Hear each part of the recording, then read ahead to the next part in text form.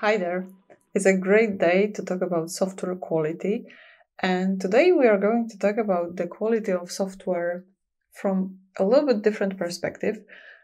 Because usually you probably hear about software quality from testers or quality assurance engineers, and not so much from the programmer's perspective, because we tend to push the responsibility towards testers and quality assurance people. But today I will show you the programmer's perspective, but not from the code and test perspective, because we as programmers tend to think that if we write good code and lots of tests, it's all going to be fine. The software will be great quality and the customer will be satisfied. It might happen, of course, but usually there are some details that needs to be aligned as well before we have the great quality software. Because we think about software development very often as building, as construction work. And it has some similarities. You know, we have buildings like the projects, we have bricks, which means the tasks, we have construction workers, meaning engineers, we have architects as architects, etc. But it's not so simple. I'm not saying that construction work is simple. It's not. But there is high probability that if we have something in the plan at the beginning of the project, it will be there in the final building. So the building will look roughly the same as the design. And if you work in IT, you know that not very many projects end up being the same as planned. So there is some flexibility needed on the way because requirements change on the way. We are agile now. We don't work in waterfall projects anymore. So it's not exactly the same, even though there are some similarities. And producing software is a very complex process, not only technically, but also from some other perspectives. And this is the topic of today's presentation. I will talk about these other perspectives. My name is Aleksandra Kunysz. I'm a software engineer. I've been working in IT for the last 15 years. For last 2, I conducted trainings, I produced online courses, and I've been a tutor, and I teach about software quality among programmers. You can spot me in almost every social media platforms. I recommend Twitter to start with. So we have 3 elements that we are going to talk about today. And the first element is the people. Because if you have this element, meaning good relationships, good communication in the project covered, you can still fail. But if you don't have it covered, you will fail for sure. So this one is the most tricky, I think. And this one is the least taken care of, in my opinion, because not 2 projects are alike, and it's mostly because of the team. Because we have great engineers, we have great technical people, we find people based on their technical background, and then we put them in one team, and we expect them to work perfectly with each other. And if you've ever worked in the IT project, you know that it's not so simple, because communication is hard. And it's not only about programmers or engineers in general. The communication is hard for everyone. That's why you have soft skills workshops. That's why you have so many books about communication, about how to talk with people, how to negotiate, how to listen, because we rarely listen, to be honest. And it's between people, because we are all people. We don't communicate like computers. We have different communication styles. We are extrovert, introverts. We speak different languages, even if we are in the like same country and we speak the same language. Our communication style is still like the other language. It might happen that we talk to the person and this person doesn't understand, and it happens the other way around. So this person talks to us and we're like, what? I don't get it. I don't understand it, even though it's the same language. So it happens on the level of communication between people. It also happens on the communication between tech people, business people, and maybe even scientists if you work in machine learning. So you have three languages, professional languages that you need to operate. The vocabulary is different. So you need to operate somehow. There are different goals as well. So we need to learn how to talk to business people as engineers. We need to learn how to talk to scientists. And also there is another factor here. So the communication in our second language, and I'm not sure about you, but for me, English is my second language. So even though I can speak English, maybe it's not perfect, but I can communicate what I need to communicate. And I observe that it's different than in my native language. So communicating in your native language is hard because of the people factor, because of the different languages that we speak as specialists. But also we mostly work in the English language projects. So there is another dimension of challenge here. So we communicate in the second language. You communicate with the people that have different vocabulary, and we also communicate with people that have different communication style. And we don't realize it sometimes that it's just difficult. We learn how to write code or write tests or do whatever is necessary in the projects, but we rarely grow our communication skills, our soft skills in general. We focus on the technical skills because if you look at the job descriptions, there are technical skills there, and maybe sometimes it happens that there is something like a good team player. But what does it mean? How we measure that? Do we check that during the interview process, or the technical skills are the most important?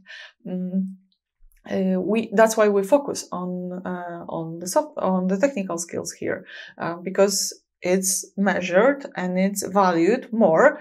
And then it happens, what I've mentioned before, that we have great engineers that cannot work together as a team. And we should stay just humble here and realize that it's a challenge. It's something that doesn't come so easily as we might think. So avoiding communication with people because it's hard is one thing, but endless discussions is another problem with the people, with the communication between us, because sometimes these discussions happen not to solve anything or to find action points or to find the root cause of the problem. They happen because two or more people just want to share their thoughts. They want to share every single argument they have, and they want to win the discussion. And it's ridiculous, but it happens a lot in projects that people have just different opinions, and instead of finding the way to cooperate with each other, they just keep arguing every time there is discussion on this topic.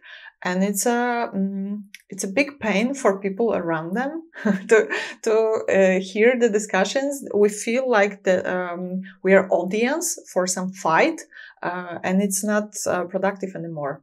It's endless, and it doesn't go to any conclusion. It doesn't come to any solutions, to any action points. And we don't want that. We want our communication to be smooth. We want our communication to be like proper and productive.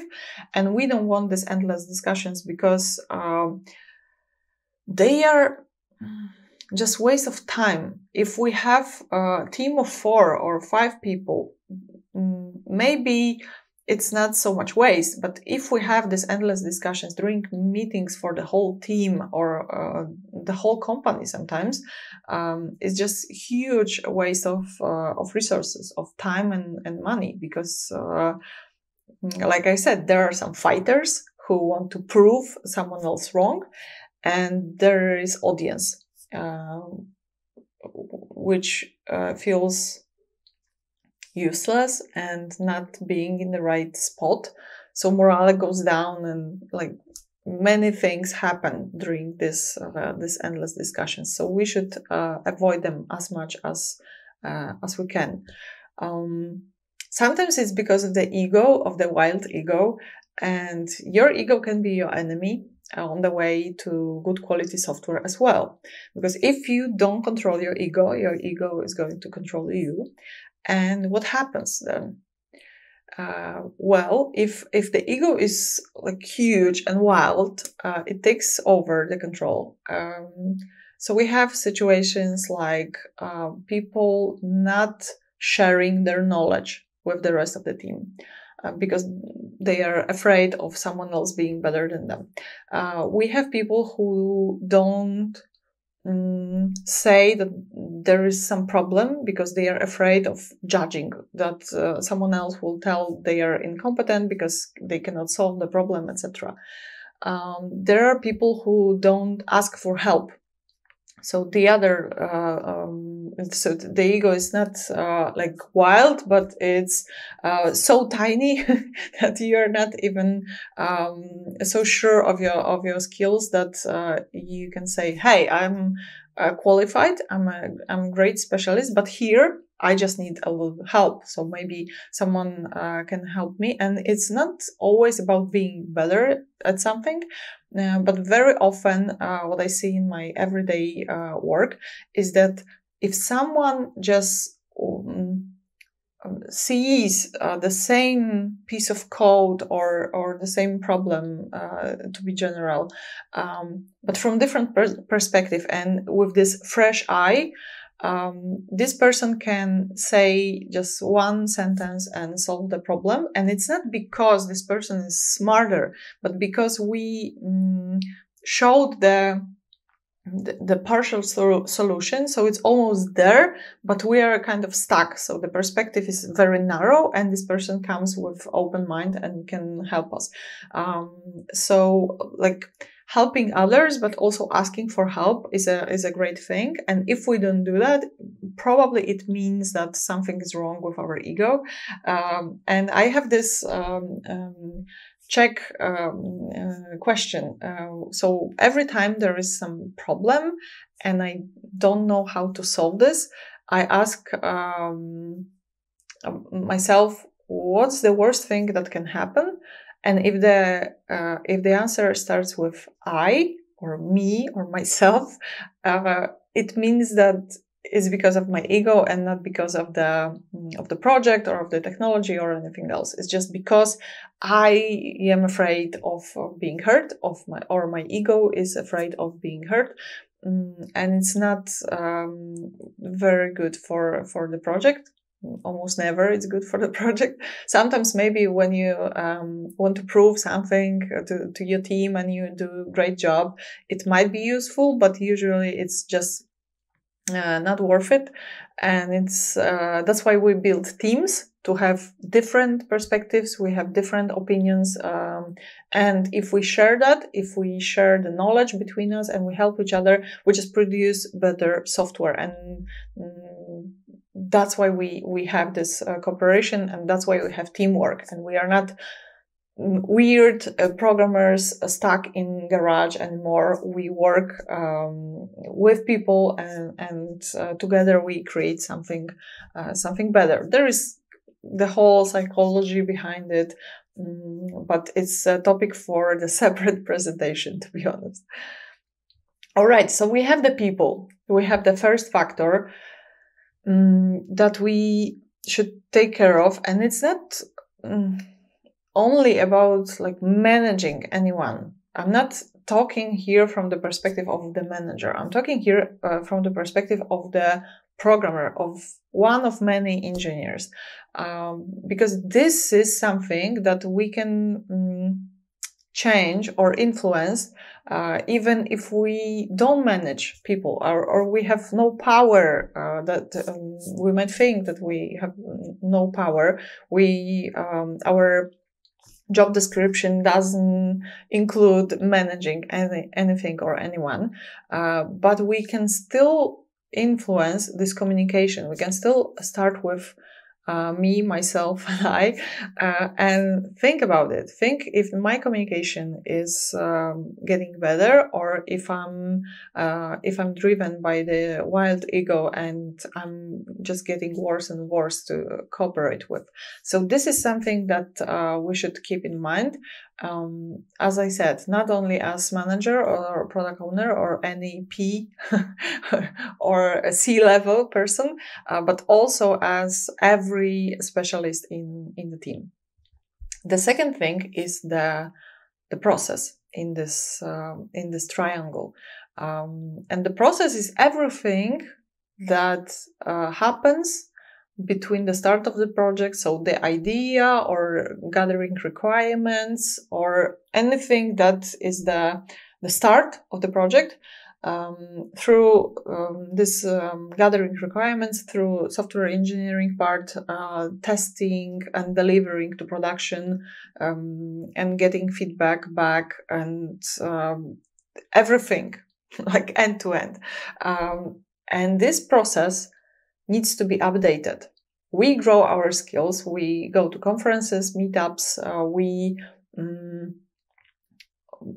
read books, technical books. We go to courses. We learn about things every day.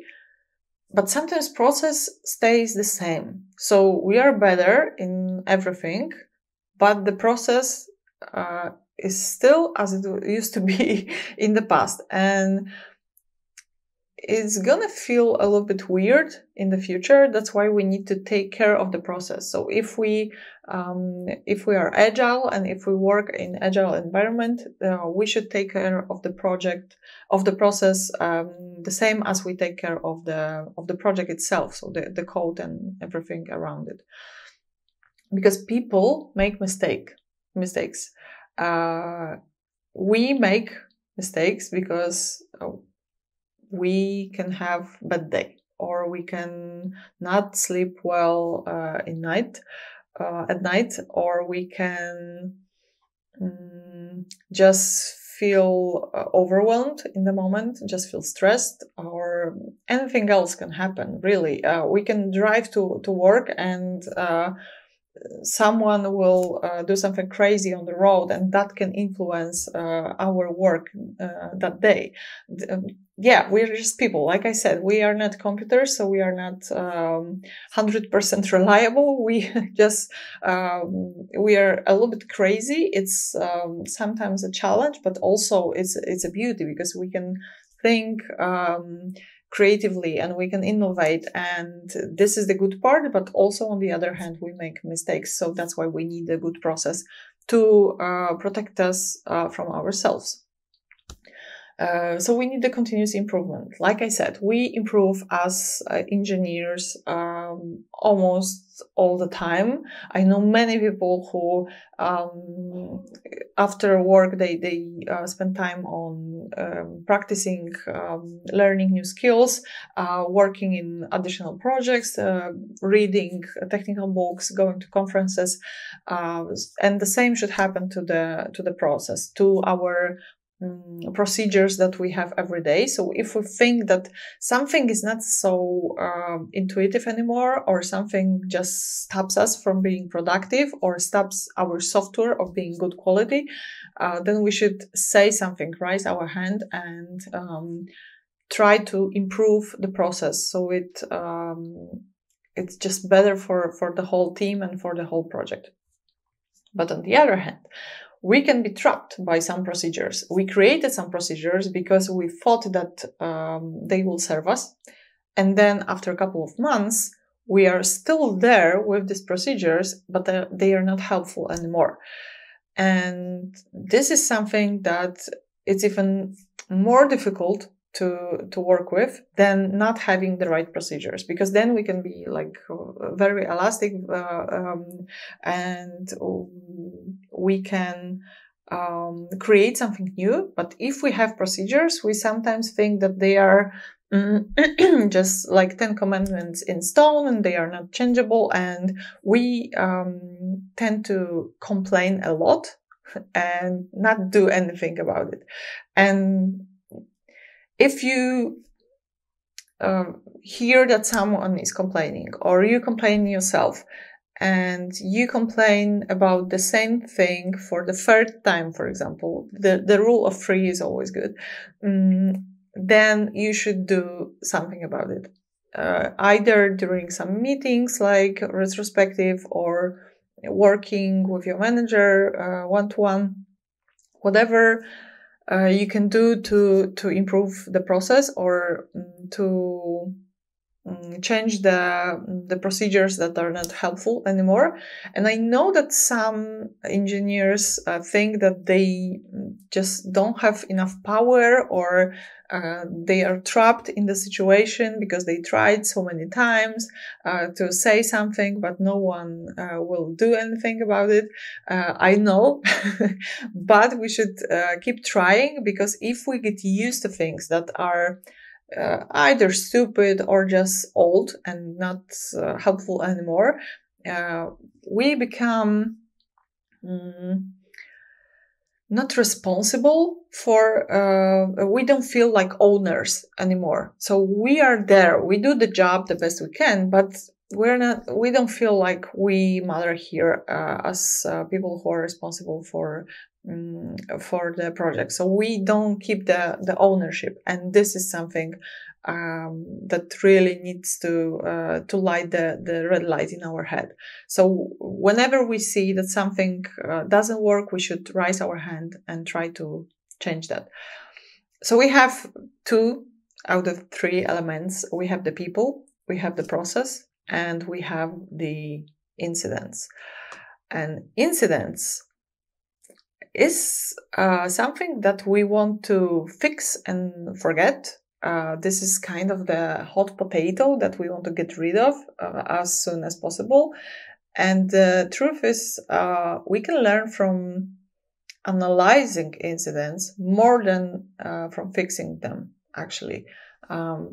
Because there is lots of things going on, not only on the code level, so we fix the bug and we deliver the fix to production, but also on the team level. What happens in the team when we have the incidents, when we fix it, and then when we analyze it.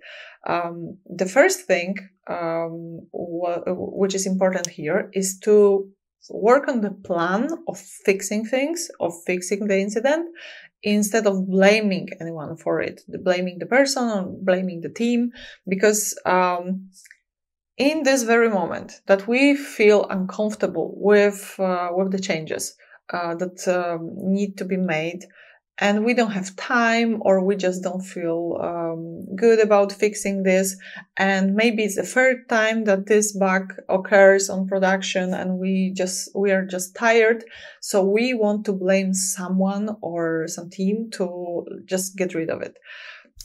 But if we do that, and if we do that often, and some projects have many bugs on production, then the morale goes down, and everyone is afraid of innovating, of doing anything that can break something. Because if we, talking about the ownership, if we do something which is innovative, we want to change something, we want to do something good, but then we get the blame for not doing it right, the next time we won't even try. So we kill the whole innovation here, the whole flexibility, and we don't want that. We don't want the blame game happening in our company, because if we blame someone 10 times, one day they will blame me for something, and it's not the spot I want to be in the future. So it's not only about karma and not bringing this back to me, but also about the morale around it, the team spirit around it. If we keep blaming each other and finding the person who's responsible for introducing this bug, and this person always fixes the bug, then we don't have this like common ownership. We are just a bunch of engineers, separate people, rather than being one team as a whole. Was this incident avoidable? Is it avoidable in the future? These are really important questions that we need to ask in the team after the whole stress goes down, because usually when we have the incidents on production, we should fix them as soon as possible. So we have the hot fix. And this hot fix is called this way because there's no time for that, for doing this like the proper way. We should always write some tests to even check if we fix the right thing. But we usually just fix it and not think about like the best way to fix that in the long run. But then after the hot fix, there comes cold fix. And cold fix is without all this stress and time pressure and everything that happens like right next to the incident. So we should sit down and try to think about what can be done to prevent that in the future. And it sometimes it means changing the procedures. Sometimes it means changing like the whole process of creating software. Sometimes it means some tasks. So, for example, we didn't have enough tests in this area, so we need to write some tests. Or this piece of code is not really easy to work with. That's why it generates so many bugs. So maybe we should refactor that in the near future. So there is an action point. So every time we do this type of analysis, if we use 5 whys or any other technique, we should have some action points at the end. So it's not about complaining and not about finding the person who is responsible, who we should blame for that, but mostly about the action points that needs to be done after the incident to avoid it or avoid something similar in the future.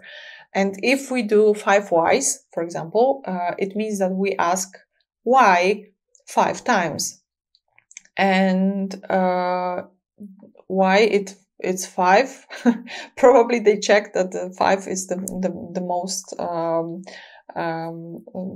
productive, and it's not too short, so we really dig deep to the root cause, but it's not too long, so we don't spend 2 hours analyzing small bug, for example, as a team of 40 people. For example, if there is an e-commerce project and we have the shopping cart and there is a coupon code that's added to the cart, but it doesn't work, or it works just the wrong way. So the price is not correctly added to the shopping cart. So we can ask why. And maybe is because it used to work and it doesn't work anymore. So why it doesn't work anymore? So there were recent changes, but there is not enough tests in this area. Why is that? We didn't have time for writing proper tests there. And why is that? Because we spent too much time fixing bugs in recent sprints, for example. And then we ask why again, and then we come to the conclusions. And then from the conclusions, for example, we have too many bugs. So we should focus more on preventing them than on fixing them. So we need more tests. So the action points would be adding some tests here and there. Can be unit tests, integration tests, end-to-end tests, whatever is necessary to avoid it in the future. And most exciting out of analysis is analyzing others' mistakes. Is safer than analyzing ours because ego is not related to that, and we feel safe because it's not our project.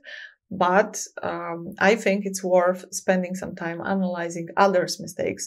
Not to feel pity or be afraid or anything like that, or make fun of someone, but rather because similar problems tend to happen in similar projects. So, for example, if we are in the safety critical project,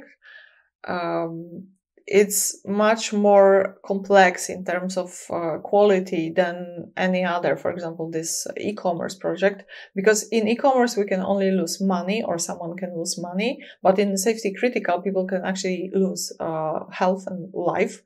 So it's much more serious, and we might feel a little bit scared at the beginning when we analyze biggest mistakes from safety critical systems. But on the other hand, we realize that we got used to bugs, and it's not something that we want to live with. Of course, there will be some bugs always, but if we are used to that production doesn't work, or the client tests our application every time because we don't spend too much time writing tests or doing manual tests or whatever, it's not the situation that we want to be constantly in. Of course, there are some projects, there are some phases that it's acceptable, but for most projects, we need to have some coverage in tests or manual tests or automated tests. So if we learn about others' mistakes, we know what to expect. We can think if that can happen in our project. We might think what we would do in this situation, or we can just learn how to deal with this problem with grace and not being asshole and writing on Twitter that we had a problem and that's it, without no explanation, because this doesn't build trust. And actually the greatest failure, not the biggest failure, but the failure in software development that was very transparent and very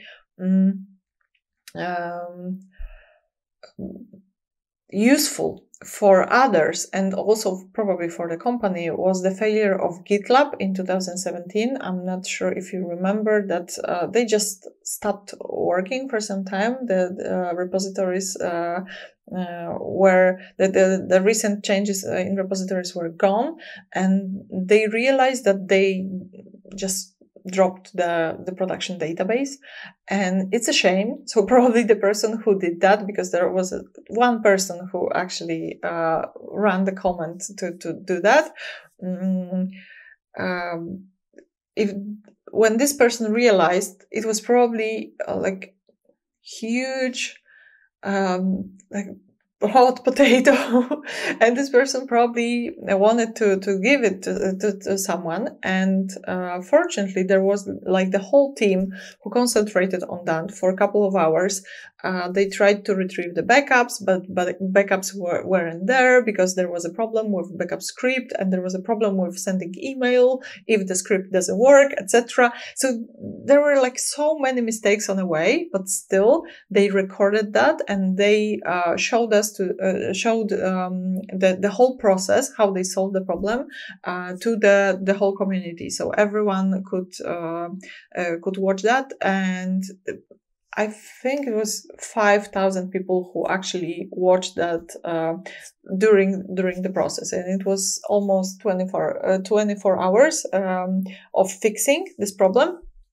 And they didn't like fix it fully, so some code, some repositories were gone or not complete, but still because they were transparent, people believed in them and people believed them. So they didn't fail as a company, because many other companies who just wrote on the Twitter that there was some trouble and sorry, you were fixing that. Companies like that lose lots of customers every time something like this happens, because they are not transparent and they are not humble about it. It's just like regular fail on production, not a big deal. And this is something that you can learn from actually analyzing what happened in big safety critical projects. And there are actually lists of the biggest failures, for example, in the software engineering history. So I highly recommend finding one of these lists and check just a couple of these, the most related to you or the most interesting, but learn something from these mistakes, and not only read about them. Think about it, or like bring it to the next team meeting, and analyze it with everyone in your team, because this can be a great lesson. And it's always better to learn from others' mistakes than to learn from your own. There is not so much stress related to that. Morale is not hurt in any way. Ego is not hurt in any way. So it's a really safe space. But it was a great lesson that they gave us. And also not only the mistake itself, something that happened, but also how they handled fixing this mistake, or like replying about this mistake to the clients or to public. It's really interesting.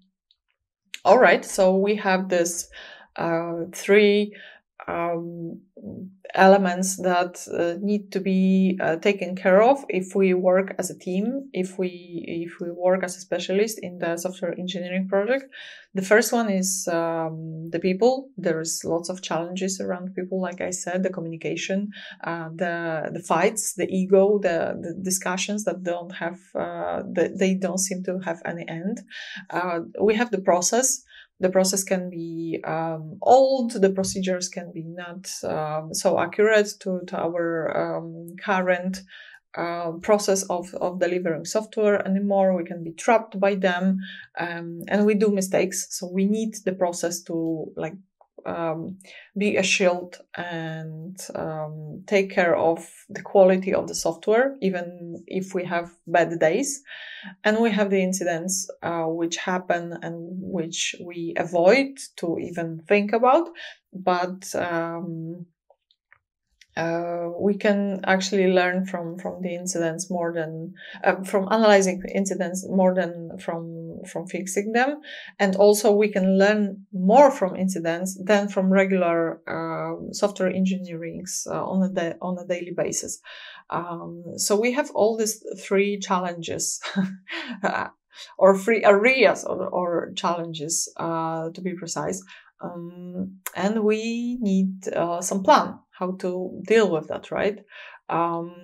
So first thing is to take care of the communication, learn some soft skills, check if we are not driven by the wild ego, check if we are productive during the discussions, if we listen to others' opinions and not listen just to reply, but listen to understand and to know if we agree or not. Because sometimes we talk about the same thing, but in different, using different vocabulary, using different language, and we discuss this for hours, even though we could agree in the first minute of this discussion.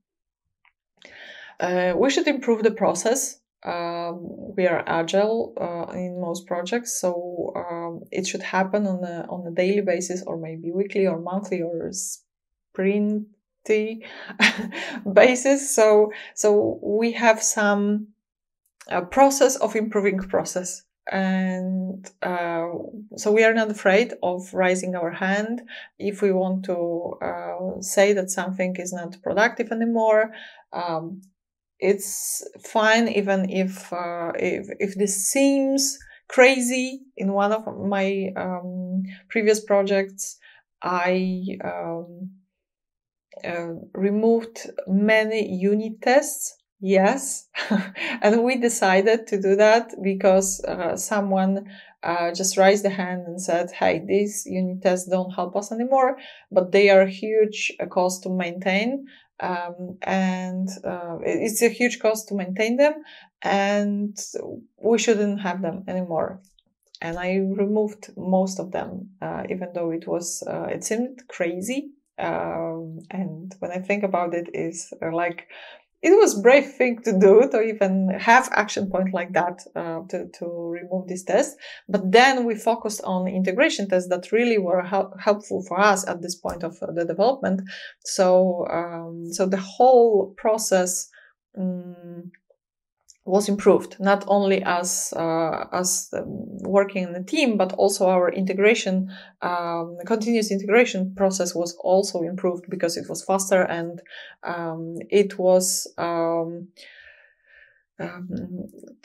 our unit tests were not very stable. They were costly to produce and to maintain. So that's why it improved like the whole process of delivering new features and fixing bugs.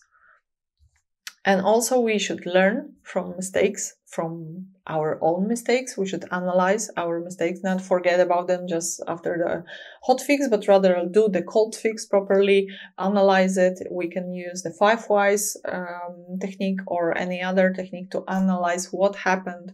Can we avoid that in the future? And also learn from others' mistakes. So we have the broader spectrum of things that we can learn from.